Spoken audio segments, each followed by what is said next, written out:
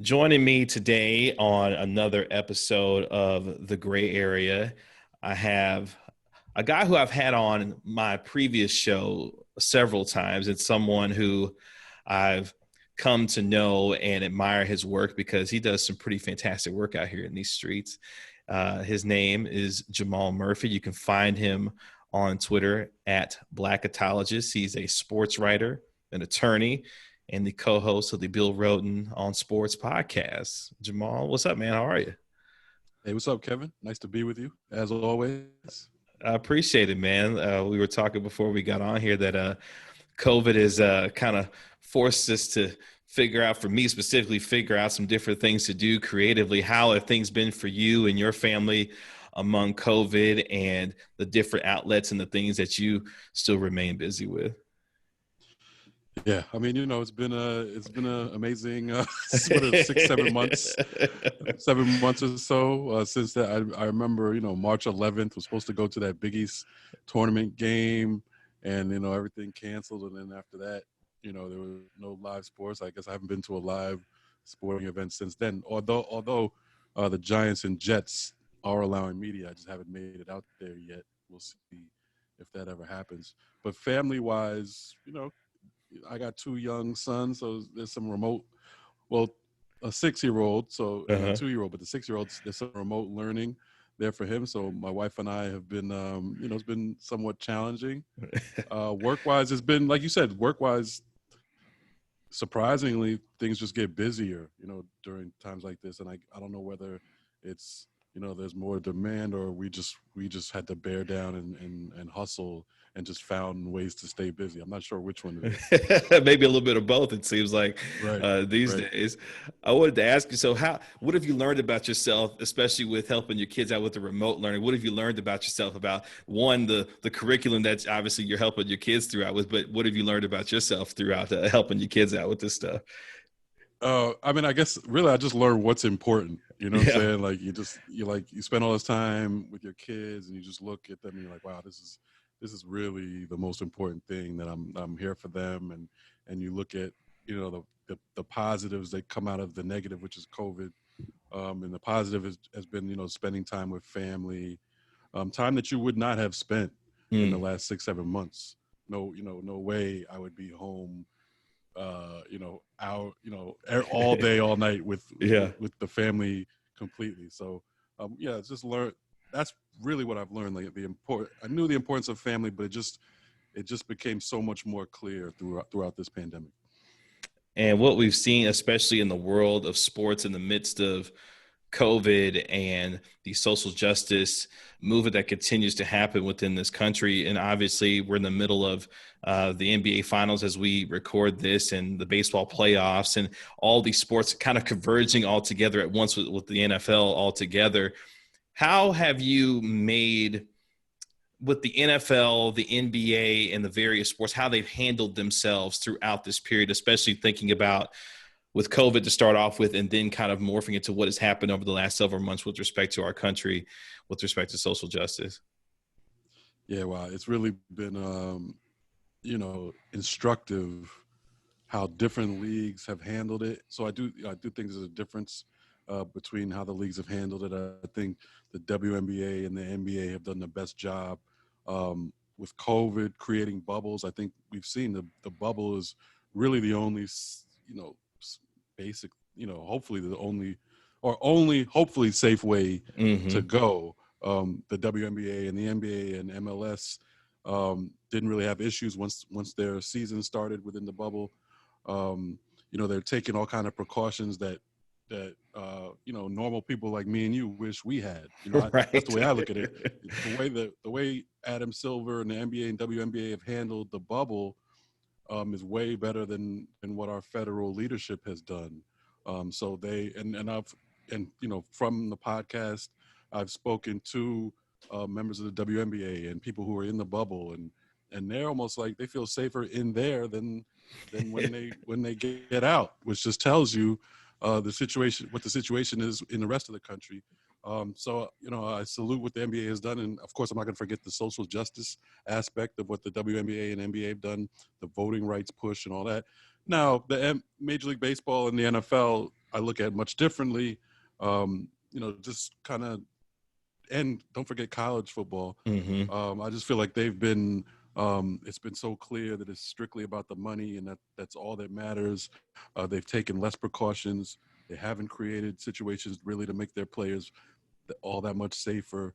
And in effect, I think, especially NFL and college football, I think really that's just that's like a bunch of traveling super spreader events that I really think will be detrimental to the country as a whole, and we'll probably see that in the next couple months.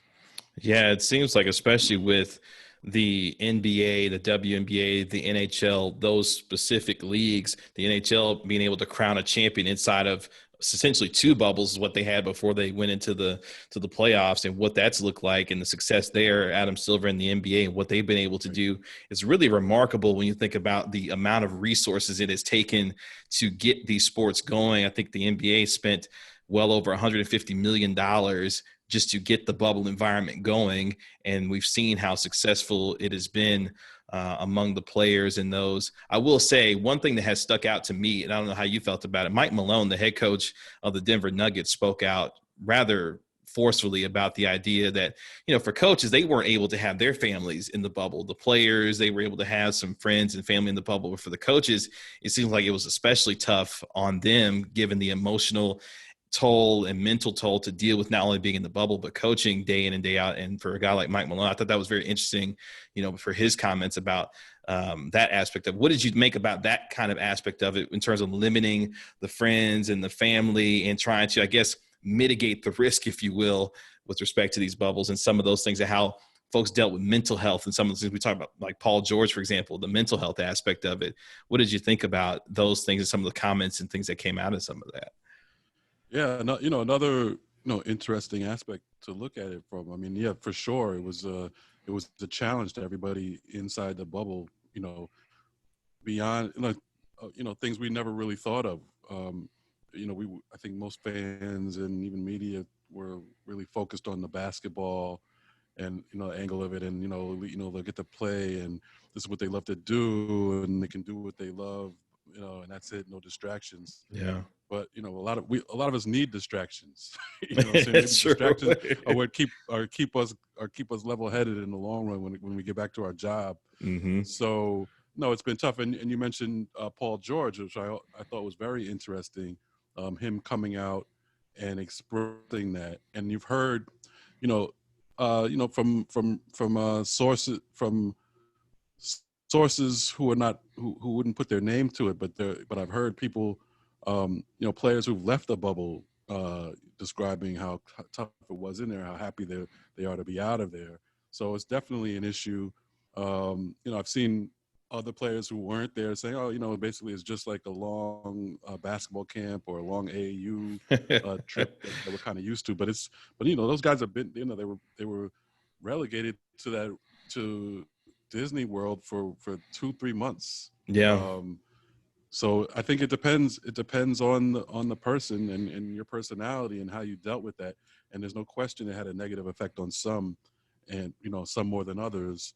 But at the same time, in the spirit of competition, it's a situation that everyone had to deal with. So, as far as who ends up winning and who ends up being successful in the bubble, I think it doesn't take anything away from that because everybody had to deal with the same circumstances. Yeah, multiple players have said that, this would be the most difficult championship to win given the circumstances and the mental and physical and emotional aspects that have been attached to being in the bubble. And you've seen now, of course, the Miami Heat and the Los Angeles Lakers be the last two teams, standing at this point. And one of the reasons why the NBA, the WNBA, and other leagues in particular, not only wanted to come back for their competition, but more so to use the platforms that they have. I don't know about you, the word platforms been so used so much during this time. Just like, all right, I think everybody has a general understanding what that word means. But for these athletes to use their chosen medium, whether it be playing on basketball games or whatever the case may be, what have you learned about these athletes, especially during this several month period? What has happened, obviously, with George Floyd and Breonna Taylor and Ahmaud Arbery and the countless individuals, Black and brown individuals who have died at the hands of police and social injustice, that these athletes have said, look, enough is enough from our aspect and from our end, that we're going to take the reins of this and really be leaders of this going forward now. No, I've learned a lot about the athletes in these situations, and how seriously they take uh, their lives, the lives of their communities, how clearly they understand what's going on from a systemic level in this country, whether it's police or other issues, as you can see by all the issues that they place on the back of their jerseys, which is, Yeah. it's funny, but it's true. All that stuff is true, like education reform and all that. Um, so it's been pretty impressive. I feel like in fact, I feel like the WNBA and NBA, are kind of leading our country in some ways. Almost like helping us save our republic. All the stuff that they're doing, like speaking out on the racial injustice, social injustice, the COVID. How those leagues have handled the COVID, as I just talked about earlier. The voting initiatives, LeBron's more than a vote, but everybody, the players using their leverage to get all these franchises to use their arenas, as a polling place. I think these are huge deals. Um, and when we might look back on this after, hopefully, after the election, and say, wow, like, the WNBA and the NBA played a huge role in this, and may have helped save us from ourselves. They've done, us as fans and media, I don't know if we can make demands on them anymore. They've taken the lead here and done probably more than any of us. It seems like, folks, specifically like LeBron James and others, with the voter registration and, more than a vote, and the different websites, and, being at the forefront of making arenas available for polling places, and all of the different things that it seems like have happened. It seems like, while much of this has been new in terms of some of the different ways that athletes have done this, it seems like it's a continuation of what we've seen throughout the course of time in sports and social activism and dealing with these issues. It just looks a little bit different in today's world. Is that more so because maybe it's more visible given what social media is available to us and how quickly these messages can spread? Or is this something where it's just an evolution of what we've seen throughout the last several decades in terms of how athletes have used their voice to create change?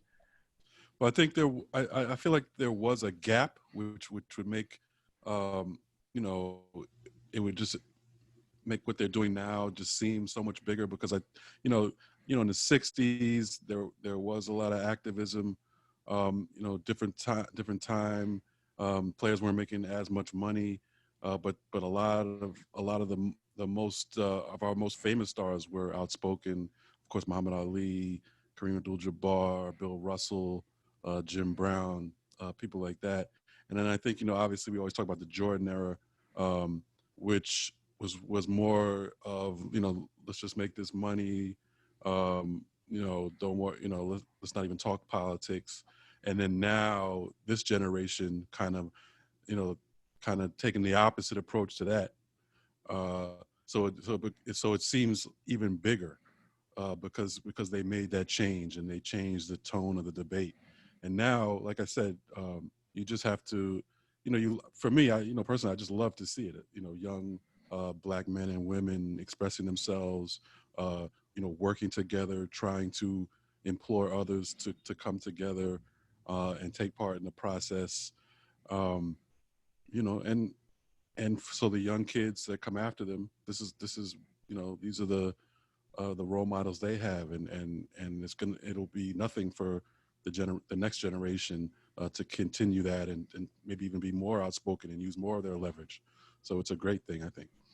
Is there a specific time or athlete that you can think of where that became reactivated again? And speaking, because you were talking about a little bit of a gap between what happened in the 60s and the 70s, maybe into the 80s, but then in the 90s, it really kind of just went away. What do you think was kind of the catalyst for that in terms of the athlete rediscovering their voice, if you will, especially the Black athlete rediscovering their voice and saying, hey, these are things that we can continue to take on and do so with the platforms that we have now going forward?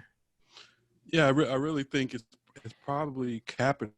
I can't think of anything before that. I mean, nothing was that big, obviously, before that. I'm sure there were other athletes who spoke out that I'm just blanking on, prior to Kaepernick in other sports or whatever. But I think Kaepernick, was such a big deal.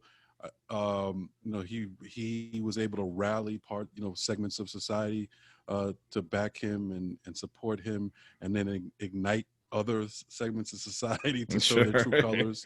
And then you have his battles with Trump. And I think, in that context, it allowed somebody like LeBron to join Kaepernick. LeBron he still gives Kaepernick props, every time he gets the opportunity to, because I think that what Kaepernick did kind of ignited LeBron James and saying, like understanding that, what Kaepernick was saying was right, and what he was doing it for a great cause, and LeBron James understood his leverage and power and decided to join forces, basically. So I would think that Kaepernick ignited it all, and then LeBron James took it from there, and then that's what happens when you have leaders, people follow. Does the NFL owe Colin Kaepernick an apology? Yeah, I mean, but they owe him so much. You know what I'm saying? I don't even, you know what I mean? It's like, yeah, of course, it's like a no-brainer. They owe him more than an apology. They owe him a lot of money. They owe him, a job. He should be playing out there on Sundays still. Even now, I know, now it's clear they're never going to give him a shot. But even now, when I see, ripping last night, throwing ridiculous interceptions, I'm like, well, call Kaepernick, please. Yeah. I mean, this guy took a team to the Super Bowl. Are you kidding me? He was the man that year. So, I mean, the NFL, and I said this from the beginning, like the NFL really missed, a great chance in many ways, like obviously socially, but also I think business wise, like they messed up. They could have easily just said, we made a mistake with Kaepernick, or just had a team sign him, a couple of years ago, and people wouldn't be talking about this like they are. It wouldn't have been such a big issue.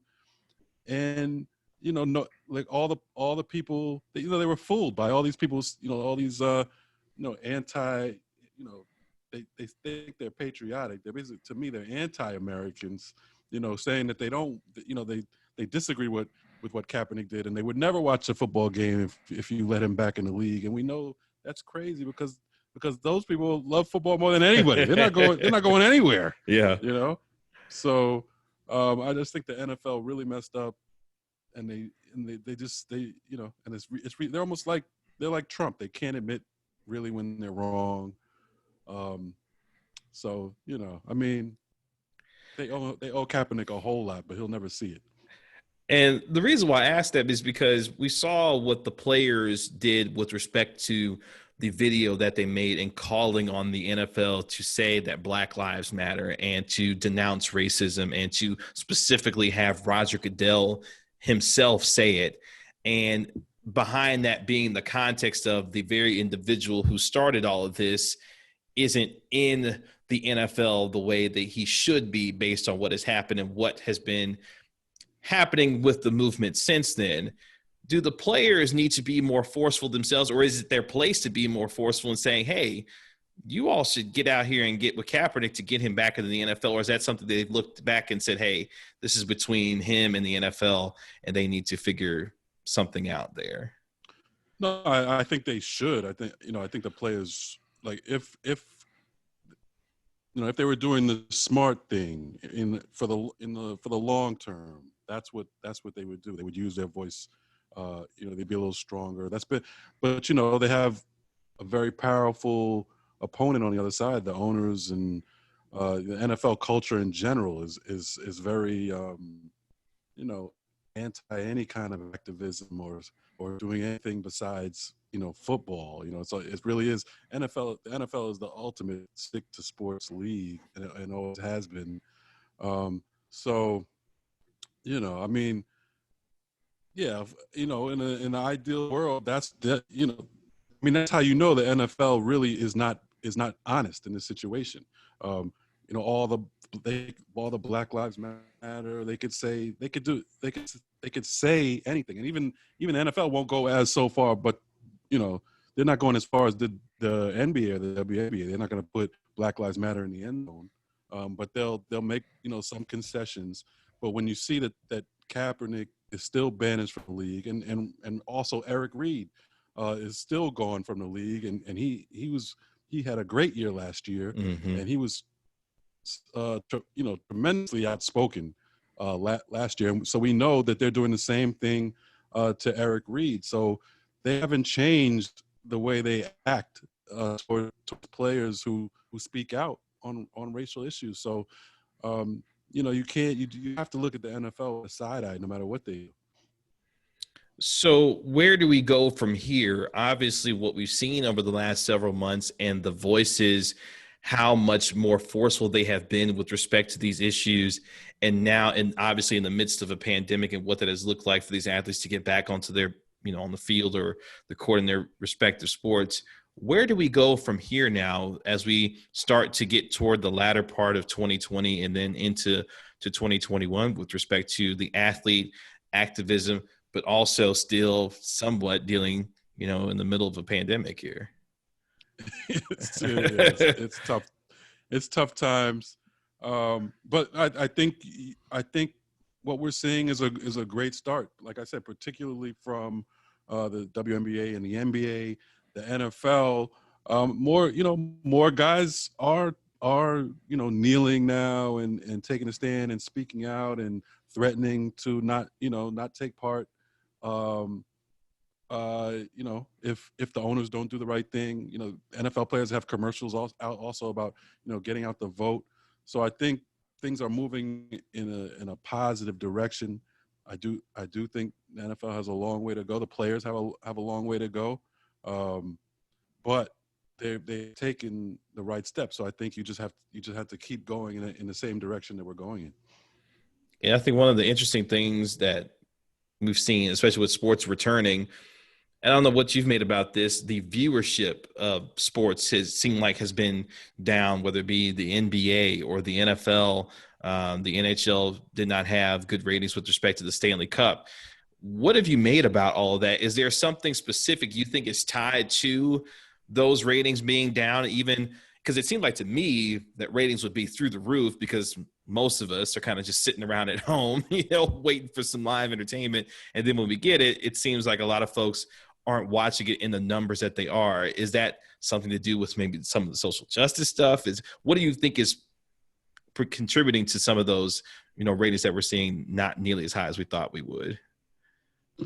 Yeah, I think there's so much to that. I mean, people view their viewing patterns are much different. A lot of people are watching stuff digitally, or it's just a totally different game. So I'm not sure if the ratings really capture all of that. I don't think it has anything really to do with the social justice part of it, because just as many people who maybe turned off, people like me, love it. I'm saying? Yeah. I'm more apt to watch because you have Black Lives Matter on the court, and that you're saying guys are protesting and acting like they're part of our society as a whole. So, and there are a lot of people like me, but they never get talked about. So, and really people like us, are directly affected by these issues. Right. Directly affect us. That's right. I'm not buying that some people who aren't directly affected are going to not ever watch football again because of it. I just don't buy that. So, and so the ratings, the pandemic, yeah, I get what you're saying. I felt the same way. Nobody has anything to do. The ratings would be through the roof. But, I mean, also it was like games are being played in a part of the year that they aren't normally being played in. They're on channels that we don't, that aren't, that aren't familiar to us. So the pandemic itself, you got people dealing with sick relatives, people are worried about their kids, homeschooling. There's all kinds of reasons why viewership might be down if it is. So yeah, I wouldn't be too concerned as far as the ratings, especially right now. So last question before we let you get out of here. For you, as you continue to go forward with the contributions that you continue to do, what's next on the horizon for yourself as you navigate the space of sports and COVID, and what has it done to the industry itself as you are concerned? Yeah, I mean, I'm still hustling like you.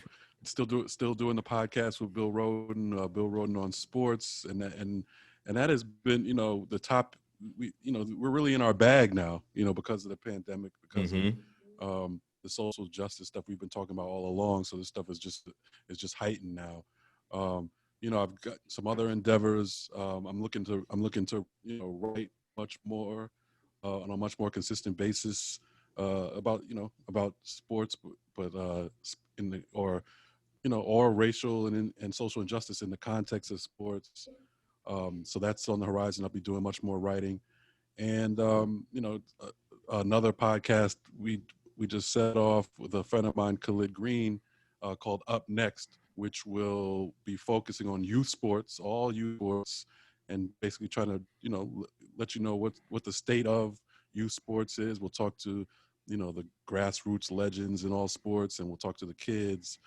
Anyway, we talk to seventh graders. Nowadays there's seventh grade basketball players with 35,000 followers. So right. We're gonna try to bring you some of those stories, so people can know what's coming up next. You might find the next Bronny James of the world out there. Exactly. I think Bronny. They're out there. We just don't know. We don't know who it is yet. That's right. I think Bronny at this point has over 1 million followers on Instagram. It's something nuts. I'm just like, okay, well, I guess that's what it is these days. that's what it is. That's what it is. You can find him on Twitter at Blackatologist. He is a sports writer, attorney, and the co-host of the Bill Rhoden on Sports podcast. His name is Jamal Murphy. Jamal, as always, I appreciate the time and the conversation. Look forward to doing this sometime again soon. Thanks as always, Kevin. Really appreciate it. Appreciate it.